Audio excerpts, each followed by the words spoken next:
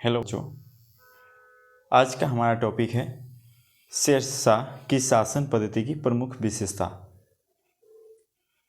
यह BA part 2 paper 3 से लिया गया है, जो बार बार पूछे गए प्रश्नों में से एक है। यह VVI क्वेश्चनों के रूप में बार बार प्रस्तुत होते रहता है, जो अलग अलग तरीक़ों से पूछा जाता है। जो तरीका कुछ इस प्रकार का है, जैसे शेरशाह केवल एक महान सैनिक ही नहीं वरन योग्य प्रशासक भी था, व्याख्या कीजिए। या शेरशाह के प्रशासनिक सुधारों पर प्रकाश डालें। या शेरशाह की उपलब्धियों का मूल्यांकन करें। या शेरशाह की राजस्व प्रणाली की समीक्षा करें। तो शेरशाह के टॉपिकों के बारे में विस्तारित चर्चा और इससे जुड़े हुए जितने भी जवाब होंगे वो सारा मैं इस वीडियो के माध्यम से आपके सामने प्रस्तुत करने वाला हूँ। तो आप इस वीडियो के एंड तक ज़रूर बने रहें, ताकि आपको या इस प्रकार के जो भी प्रश्न पूछे जाएंगे शेरशाह से रिलेटेड, हर प्रश्नों के जवाब आपको बखूबी पता रहेगा, जिससे आप अपने परीक्षा में विस्तार रूप से जवाब लिखने में सक्षम हो सकते हैं।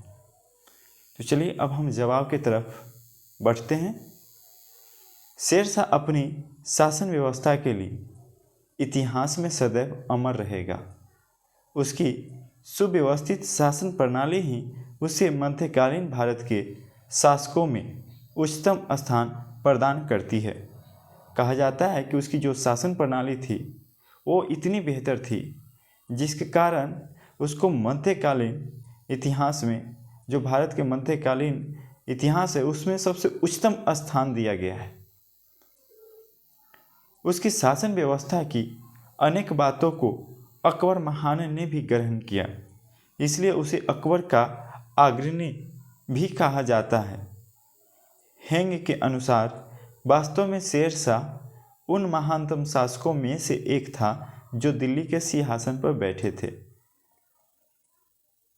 हेंग जो लेखक है उनके अनुसार कहा जा रहा है कि वास्तव में शेरशाह उन महानतम शासकों में से एक था जो दिल्ली के सिंहासन पर, जितने भी दिल्ली के सिंहासन पर महान शासक विराजमान हुए थे, उन सभी में से वह भी एक था जो दिल्ली के सिंहासन पर बैठे थे। ऐबक से लेकर औरंगजेब, यानी कुतुबुद्दीन ऐबक से लेकर औरंगजेब तक की किसी अन्य को न तो शासन के ब्यौरे का इतना ज्ञान था और न ही इतनी योग्यता। कहा जा रहा है कि कुतुबुद्दीन ऐबक से लेकर औरंगजेब के मध्य जितने भी शासक हुए, उनमें से किसी के पास शासन के ब्यौरे का इतना ज्ञान नहीं था और न ही इतनी योग्यता उनमें थी।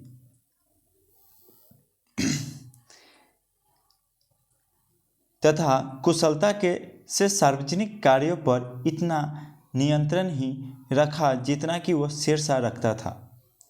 मतलब किसी ने इतना कुशलता से सार्वजनिक कार्यों को नियंत्रण में नहीं रख सका जितना शेरशाह रखता था। लगभग सभी इतिहासकार इस मत से सहमत है कि शेरशाह मध्यकालीन भारत के महान शासक प्रबंधकों में से एक था।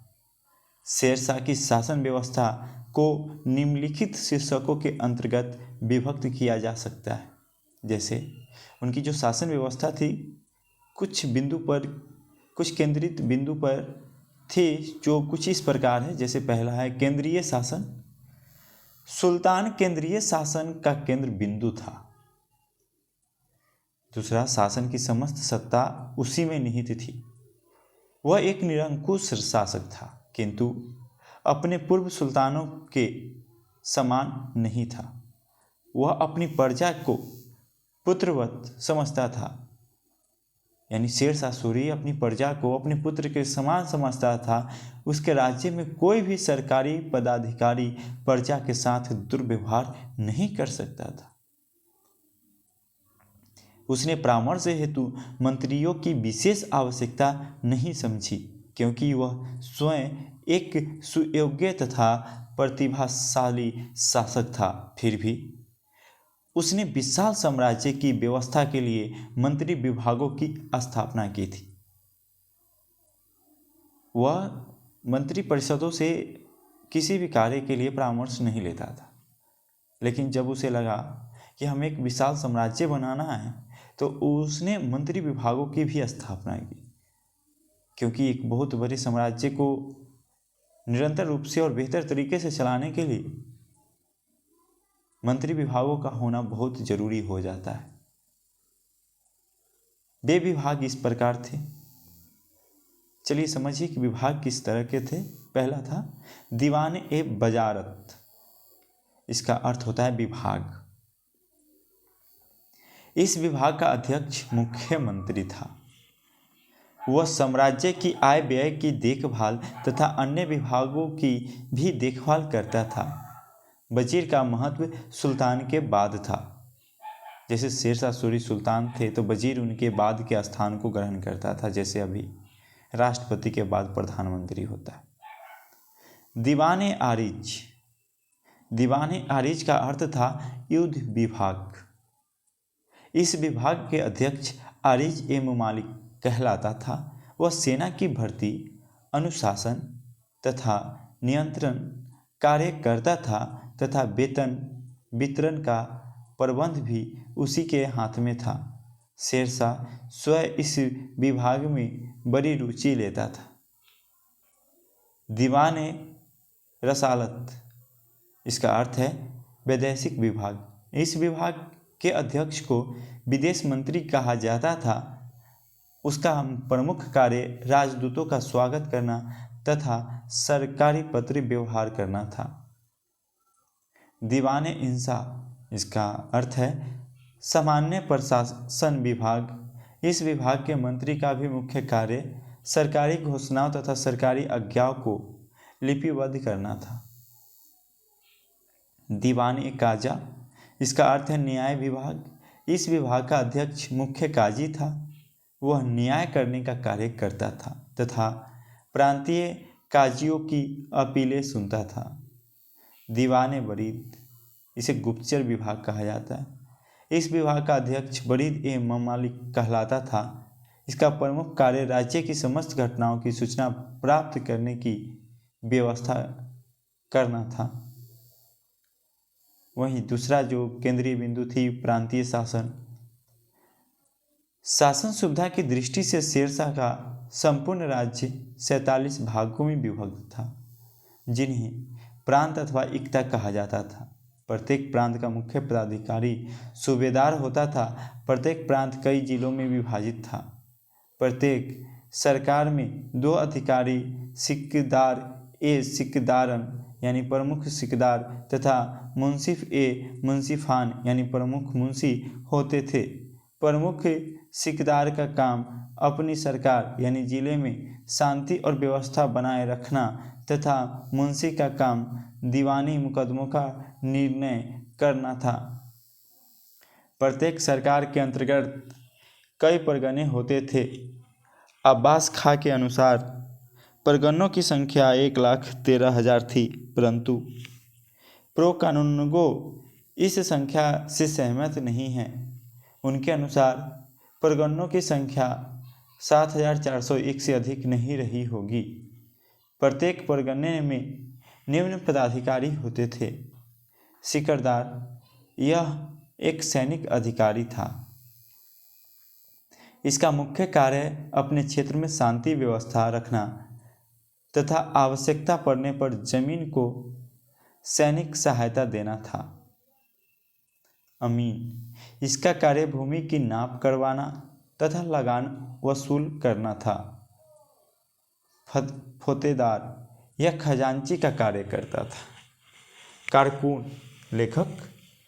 कारकुन का अर्थ होता है लेखक। यह संख्या में 2 होते थे। इनमें एक हिंदी में तथा दूसरी फारसी में कार्य करता था। प्रत्येक परगने में बहुत से गांव होते थे। गांव शासन की सबसे छोटी इकाई थी और प्रत्येक गांव में एक पटवारी, एक मुकद्दम यानी मुखिया तथा एक चौधरी होता था। गांव के प्रशासन में मुखिया का बहुत महत्व था। प्रत्येक गांव में एक पंचायत होती थी जिसके सदस्य गांव के वृद्ध लोग होते थे। यह गांव के झगड़ों का फैसला किया करते थे। भूमि प्रबंध तथा राजस्व व्यवस्था, जो तीसरा केंद्रीय बिंदु है वो भूमि प्रबंध तथा राजस्व व्यवस्था यानी भूमि का प्रबंधन करना। शेरशाह ने समस्त कृषि योग्य भूमि की नाप करवाई और उसको बीघों में विभाजित करवाया। एक बीघे का क्षेत्रफल 360 वर्ग गज निश्चित किया गया। उपज के अनुसार भूमि को 3 किस्में अच्छी, साधारण और खराब में बांटा गया। किसान राज्य को लगान के रूप में उपज का 1/3 भाग देते थे। किसान को यह सुविधा दी गई थी कि वे लगान यानी भूमि कर नगद अथवा उपज यानी किसी भी रूप में दे सकते थे। भूमि कर के अतिरिक्त किसानों को भूमि की पैमाइश करने वालों को फीस के रूप में भूमि कर का 1/2% से 5% रकम अदा करना पड़ता था। इसके अतिरिक्त उन्हें उपज का 2.1/2 यानी 5/2 जिसे 2.5 कहते हैं प्रतिशत तक अनाज के रूप में और देना पड़ता था। शेरशाह ने अपने अधिकारियों को यह आदेश दे रखा था कि वे भूमि कर निश्चित करते समय तो नरमी बरते, लेकिन वसूल करते समय किसी प्रकार की रियायत न करे। फसल खराब होने पर किसान भूमि कर से मुक्त कर दिए जाते थे। सैनिक अभियान के समय यदि खड़ी फसलें को किसी प्रकार की हानि हो जाती थी तो किसानों को उसकी क्षतिपूर्ति कर दी जाती थी। राजकीय आय के अन्य साधन। भूमि कर के अतिरिक्त राज्य के आमदनी के अन्य साधन भी थे, जैसे वाणिज्य, व्यवसाय, चुंगी, सिक्के, भेंट, नमक कर, जजिया टैक्स यानी केवल हिंदुओं के ऊपर जो जजिया टैक्स लगता था वो केवल हिंदुओं के ऊपर लगता था। खाम्स, युद्धों द्वारा प्राप्त संपत्ति का 5वां भाग, उत्तराधिकारियों के बिना मरे हुए लोगों की संपत्ति इत्यादि। इसके अतिरिक्त कई स्थानीय कर भी थे। आयात निर्यात, परिवहन तथा उद्योग धंधों पर लगाए गए कर। आय का अधिकांश भाग शासन व्यवस्था, सेना और युद्ध तथा राज परिवार की आवश्यकताओं की पूर्ति में खर्च होता था। इसके अतिरिक्त इसका बड़ा अंश इमारतें, सड़कें, सराय बनवाने तथा अन्य जन कल्याण संबंधी कार्यों पर भी खर्च होता था। शेरशाह एक बड़ा दानी था और वह धन का एक भाग दान देने में भी खर्च करता था। शेरशाह मुद्रा एवं चुंगी संबंधी सुधार के लिए भी काफ़ी प्रसिद्ध है। वह जिस समय गद्दी पर बैठा उस समय देश की मुद्रा व्यवस्था शोचनीय थी। पहले के शासकों की मुद्राएं भी उस समय साथ साथ प्रचलित थी, जिसके कारण बड़ी दुर्व्यवस्था फैल गई थी। उसने सिक्कों में सुधार किया और पुराने सिक्कों को हटाकर उनके बदले नए सिक्के चलाए। सिक्कों पर सम्राट का नाम लिखा रहता था, जो कभी फारसी, उर्दू और देवनागरी भाषा में होता था। सोने और चांदी के सिक्कों के मूल्य का पारस्परिक अनुपात निश्चित कर दिया गया, जिससे व्यापारियों तथा जन साधारण को काफ़ी सुविधा हुई। इसके साथ ही शेरशाह ने चुंगी संबंधी सुधार भी किया। अनेक चुंगी चौकियों को उठा लिया गया, लेकिन केवल सीमाओं पर तथा बेचने के स्थान पर ही चुंगी लगाई गई। इन सब सुधारों के कारण वाणिज्य व्यापार का काफ़ी विकास हुआ। न्याय व्यवस्था। मध्य युग के शासकों में शेरशाह अपनी न्याय व्यवस्था के लिए बहुत प्रसिद्ध है। उसका सिद्धांत था, न्याय के अभाव में कोई भी साम्राज्य अस्थायी नहीं रह सकता तथा दंड के बिना न्याय भी संभव नहीं है। न्याय के संबंध में वह बहुत कठोर था। वह अमीरों और गरीबों के साथ एक समान निष्पक्ष न्याय करता था। उसने न्याय व्यवस्था के लिए दारुल अदालतों की स्थापना की थी, जिसमें काजी और मीर अदल मुकदमों का फैसला किया करते थे। वह न्याय के समय किसी प्रकार का पक्षपात नहीं करता था, यहाँ तक कि वह अपने निकट संबंधियों को भी न्याय के समय कोई महत्व नहीं देता था। फौजदारी कानून बड़ा कठोर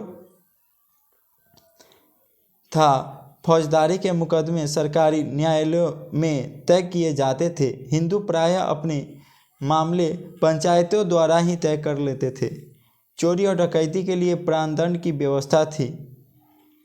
कठोर पंचायतों द्वारा ही यह तय कर लेते थे। चोरी और डकैती के लिए प्राणदंड की व्यवस्था थी। कठोर दंड विधान होने के कारण बहुत कम अपराध होते थे और राज्य में सर्वत्र शांति छा गई थी। इस संबंध में तबकात ए अकबरी का लेखक निजामुद्दीन अहमद लिखता है, शेरशाह के शासनकाल में कोई भी व्यापारी रेगिस्तान में यात्रा करते हुए सो सकता था और लुटेरों द्वारा लूटे जाने का कोई भय नहीं था। शेरशाह के भय और न्याय प्रेम के कारण चोर लुटेरों एक व्यापारी के माल को देखभाल करते थे। 5वां, पुलिस तथा गुप्तचर विभाग। शेरशाह के समय फौजी सैनिक ही पुलिस का कार्य करते थे। उसने स्थानीय अधिकारियों के उत्तराधित्व के नियम के आधार पर शांति और सुरक्षा की व्यवस्था की थी। चोर डाकुओं तथा अपराधियों का पता लगाने का उत्तरदायित्व गांवों के मुखिया पर था। यदि वे चोरों अथवा डकैतों का पता लगाने में असमर्थ रहते थे तो उनको हानि की पूर्ति करनी पड़ती थी। इसी प्रकार यदि वे अपने क्षेत्र में हुई हत्या का पता लगाने में असमर्थ रहते थे तो उनको मृत्यु दंड दे दिया जाता था। इसके अतिरिक्त मुख्य सिकदार भी अपनी सरकारों में शांति और सुरक्षा के लिए उत्तरदायित्व थे।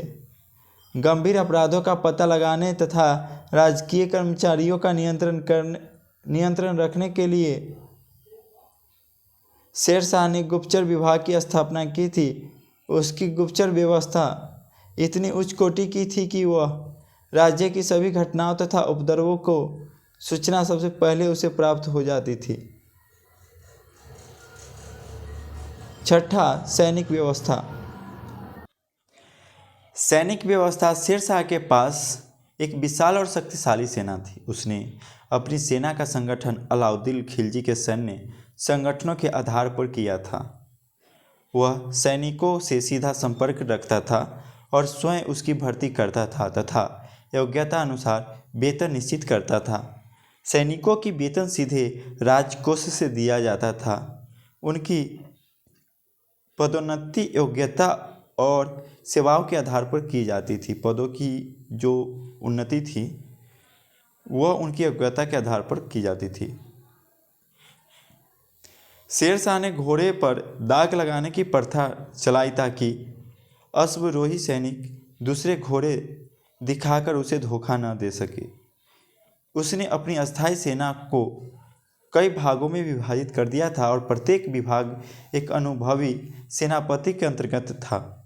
उसके अधीन सेना में 1,50,000 अश्वरोही, 25,000 पैदल सेना तथा 300 हाथी थे। उनकी सेना छावनियों में रहती थी जो राज्य के विभिन्न स्थानों पर स्थापित की गई थी। उसके पास एक अच्छा तोपखाना भी था। डॉक्टर त्रिपाठी का कहना है कि शेरशाह की सेना की कुल संख्या 4 लाख से कम न रही होगी। 7वां, मुद्रा व्यवस्था। शेरशाह ने देश में प्रचलित मुद्रा व्यवस्था में भी महत्वपूर्ण सुधार किया और उसने समस्त पुराने सिक्का का प्रचलन बंद कर दिया और अपने नाम का चांदी का रुपया तथा तांबे का सिक्का चलाया जो दाम कहलाता था। चांदी का रुपया और दाम में 64:1 का अनुपात था। 8वां, सड़कें और सराय। शेरशाह ने अपने साम्राज्य में कई बड़ी बड़ी सड़कों का निर्माण कराया जो राज्य के अनेक प्रमुख नगरों का संबंध राजधानी से जोड़ती थी। उसकी 4 प्रमुख सड़कें इस प्रकार थी। पहला, वर्तमान ग्रांड ट्रंक रोड। यह कलकत्ता से पेशावर तक जाती है। इसी सड़क पर आगरा, दिल्ली तथा लाहौर पड़ते हैं। इसकी लंबाई 4800 किलोमीटर है। यह सड़क उस काल में सड़क ए आजम के नाम से पुकारी जाती थी। दूसरा, आगरा से बुरहानपुर तक।